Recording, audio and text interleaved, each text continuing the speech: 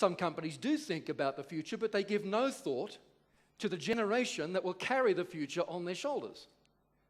I suggest to you there's very little point in having a strategic plan for 5 or 10 or 15 years' time in terms of products and services if you don't also put a corresponding amount of time into thinking about the generation that will have to carry those strategies through. And there are, of course, 5 generations extant at this time, but there are 3 that have real influence in business today. The first of them, known by the strange title Baby Boomers, aged between early 50s and late 60s. Do I have any fellow boomers in the house today? Just raise your hand if you still can. we got 5 or 6 very tired-looking boomers. We are the make love, not war, make babies, not bombs, imagine all the people generation. That's us. We are the ones that are always going on about the 60s ad nauseum. We were the first generation to be given a word for that period between childhood and adulthood. The word teenage, of course, didn't appear in the English language until the mid-1950s. For my generation, the baby boomers. We are, because of the experiences we have been through as a generational cohort, quite an idealistic generation. Martin Luther King was not a boomer himself, but he attracted boomers in huge numbers with the I have a dream idea. JFK was not a boomer politician, but he attracted boomers in large numbers with his concept of don't ask what your nation can do for you, but what you can do for your nation, and things like the Peace Corps in the United States. It's been said that Steven Spielberg only ever made one movie. It's just that he's made it many times over. It's always about the little guy who becomes something great, something extraordinary. This is a very boomer characteristic. Following the boomers are Generation X, named after the book by Douglas Copeland. We won't go into the reasons for the name right now. These are people aged in South Africa today, at least in the middle classes, between about 30 years of age, early 30s, and late 40s or 50 years of age. Do I have any Gen Xers in the house today?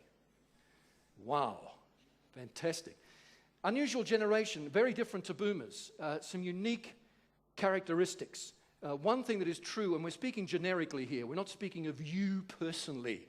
Generically across the globe, in all the studies that have been conducted, some of us by us, some of them by others, it's become clear that Gen X was perhaps the least well-nurtured generation in recent times in its childhood, because it was the first generation to have to deal with the fallout from the self-actualization of the 60s and 70s and the greed is good of the 80s. And so we had a generation of children arriving at a time when their parents were not particularly in love or enamored with the idea of raising children. Again, I'm not speaking about you personally or your friends, I'm speaking generically. And as a result of some of that influence, Gen X today is very pragmatic in the way it thinks. And this is actually an interesting point of tension in many boardrooms, because you might have a boomer CEO who's always going on about the dream, the big picture. I have a dream for our business. And the Gen X managing director is sitting there saying, well, that's great. I love to hear the dream. Thanks for mentioning the 60s again. But I want to know how we make it happen. How do we make this a pragmatic reality? Let's talk about rubber hits the road. 2 very different generations.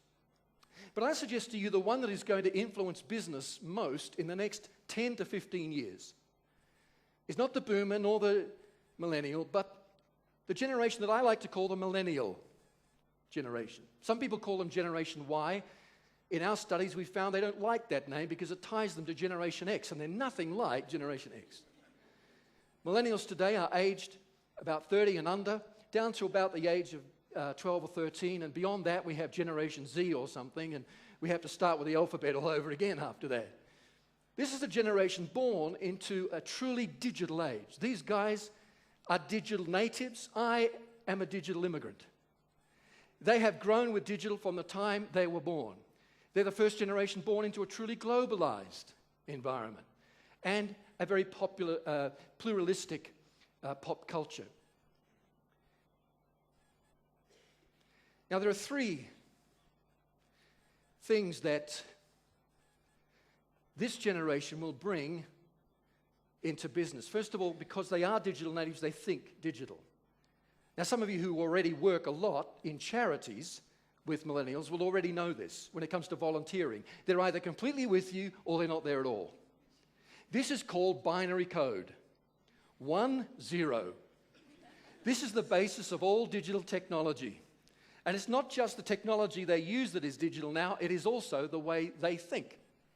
They're also a very optimistic generation, generically speaking.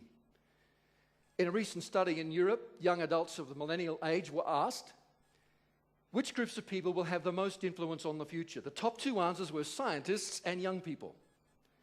These guys seriously believe that given the right resources and the right technology, they, through collaboration with their peers, will be able to produce a better future. They are certainly more optimistic in all the studies than were Generation X or even boomers at the same age. And they're also a demographically large generation, in some countries even larger than we boomers, which is saying something. 49% of Johannesburg's population today is under the age of 34. 42% is under the age of 24. So this is a large generation in your city already. And we can expect to see their entry into the workforce peak between the years 2018 and 2025. So we don't have too long, ladies and gentlemen, to get our act together when it comes to planning strategically to engage this very large and influential generation.